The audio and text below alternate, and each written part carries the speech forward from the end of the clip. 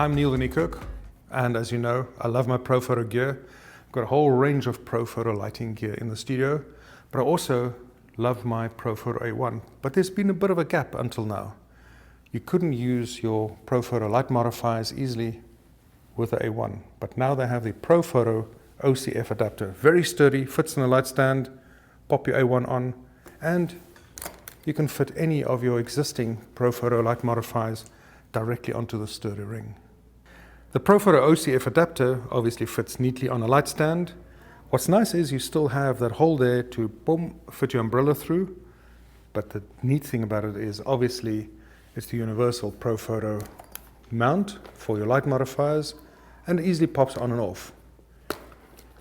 So while the A1 is really nice for on-camera flash use for events, if you want to expand it, or you go into the studio and use your light modifiers, your regular light modifiers, this is ideal. The flash pops off easily enough, unlocks, and back in again, and is the proper height, proper fitting for the A1 to fit. And then it locks in, and it's sturdy. It fits. Very neat. Why this Profoto OCF adapter is so exciting to me is that up until now, to use the Profoto A1 with a light modifier, we would have had to use this more bulky, less elegant device to mount your flash on to the contraption that holds the softbox. The big problem is it would mount directly onto the speed ring, which is problematic if you want to change out your light modifiers. With the OCF adapter though, you use the regular Profoto collar and you just slip your modifiers on and off and clamp it. Dead easy. So this allows you to use your whole range of Profoto light modifiers in the studio with your A1 flashes. Very neat. To test it out, we're going to go into the city, meet up with one of my favorite models, Rosalinda, and to travel light, I'm not taking heavy light modifiers, I'm just going to take the very small, very simple, lightweight Profoto OCF beauty dish, and we're going to have fun. There was a tented area outside a restaurant where these little lights strung up, and I thought this would work very well as a background using a wide aperture portrait lens. This is the shot without flash, and as you can see, it looks a little contrasty, something you can always adjust with a little bit of full flash. To get a starting flash exposure on the Profoto A1, I start off with TTL flash, and then from the remote control in the camera, I can fix and adjust it as manual flash exposure if I like it. The lens I used here is the Sony 85mm 1.4 GM, a beauty. Since we had been adding full light to the shadow side specifically, I thought it might retain more of the dramatic look of the existing light there under the sidewalk awnings if I added full light more from the direction of the ambient light. My starting flash exposure with the TTL flash is usually around about -1 on the compensation. My instructions to Rosalinda, our model here, is a mixture of verbal and gestures, but mostly I rely on hand gestures or even how I turn my body to show how I want her to adjust her pose.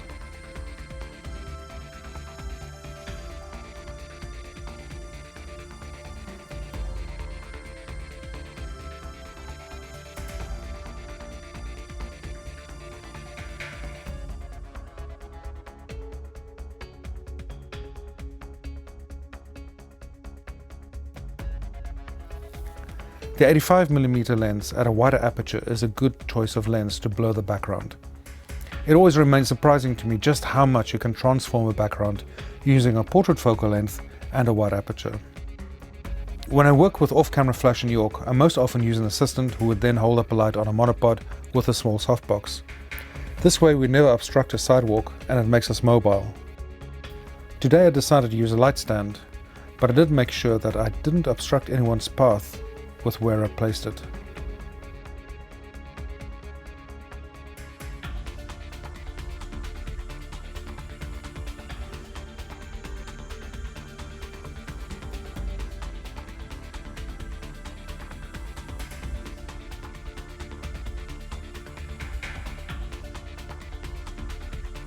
Here I started off with a 50mm lens, but even at f1.4 the background remained too distinct.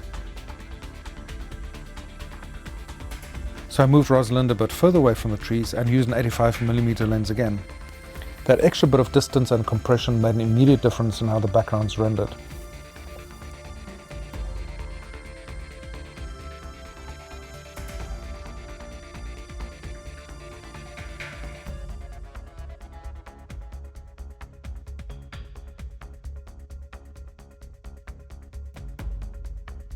Here's a comparison between no flash and a touch of fill light. If I remember correctly, it was around about -1 EV again. It could be slightly less. Just enough to lift the shadows and still not look flashy. Simple portraits with an easy background. This is always a good way for me to start any portrait session on location with a client. Easy success right from the start. Just around the corner from there, I knew the spot I wanted. A bend in the road which would allow us to get a photo up the street without endangering anyone. This way I could get the somewhat quintessential New York image, a busy New York street behind someone, flanked by tall buildings in the background.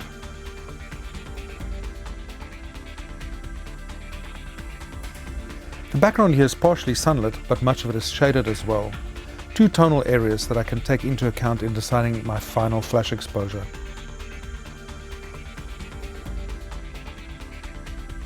I can balance it with the sunlight areas, or I can just give a touch of fill light again, allowing the background to blow out in exposure. And of course you can choose any range of settings in between for the result you want. Because of the traffic noise, I decided to make most of this video with voice commentary. But I also wanted to leave the section where you can hear and obviously see how I direct Rosalinda. That's good. Now open that elbow a little bit more. More. Too much, come back.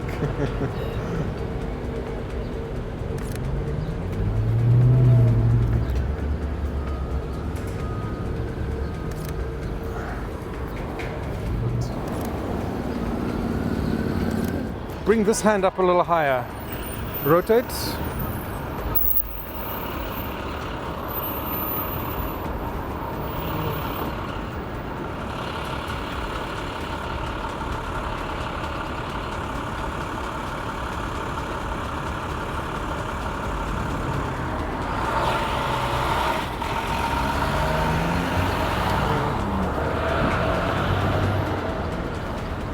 Hold that pose for a few shots. Don't change, bring your chin more to me. Now rotate your entire body to me and kind of slightly over your shoulder. And finally again, just two of the options we could have decided on in how to balance our flash with the ambient light.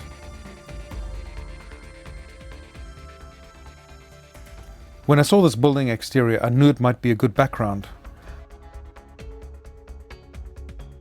Working in the shaded part of the street, the ambient light only would be blur. To create a more punchy image, I went the usual direction of underexposing by about 2 to 3 stops, and then using off-camera flash for more dynamic lighting, more control.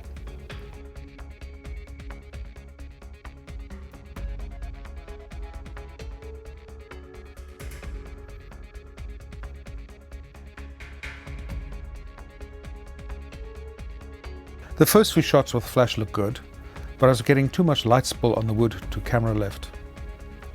That's why I rotated the flash on softbox so that I could feather the light a bit more, creating more distinct light fall off to that side of the image. Rosalinda asked if she should move away from the wall, but I told her I wanted the shadow to be an element of the photograph, a part of the design of the final photo. This image worked very well, so I went through a series of poses using this setup.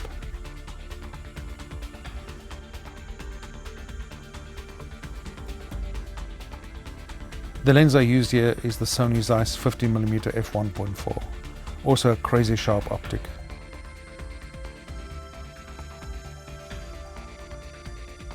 Rosalinda moved into different poses with minimal direction from me. Gotta love it when you get into that rhythm with someone you're photographing.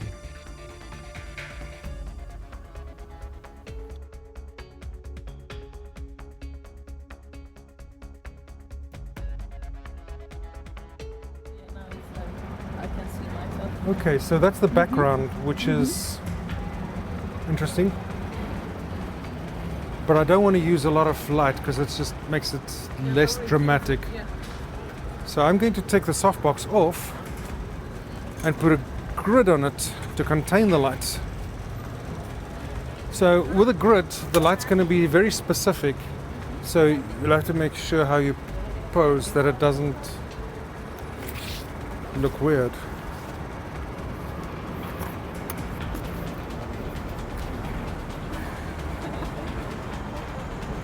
Okay, so I'm putting a grid on it that'll contain it.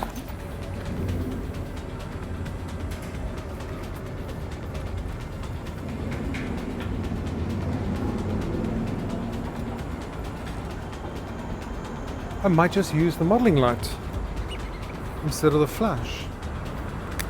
The grid definitely contains it. We're missing something on that side. That's it, okay.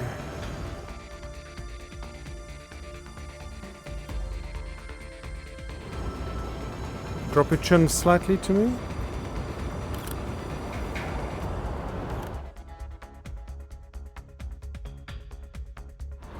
Keep changing.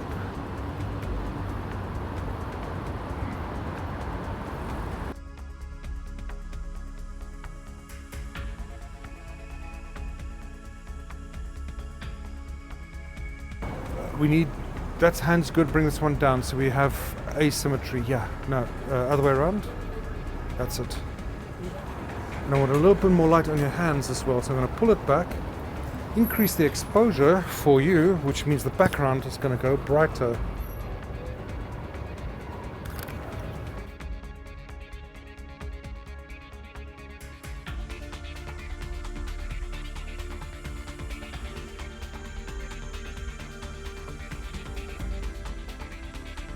And this is how we got a variety of looks using various backgrounds and places on location.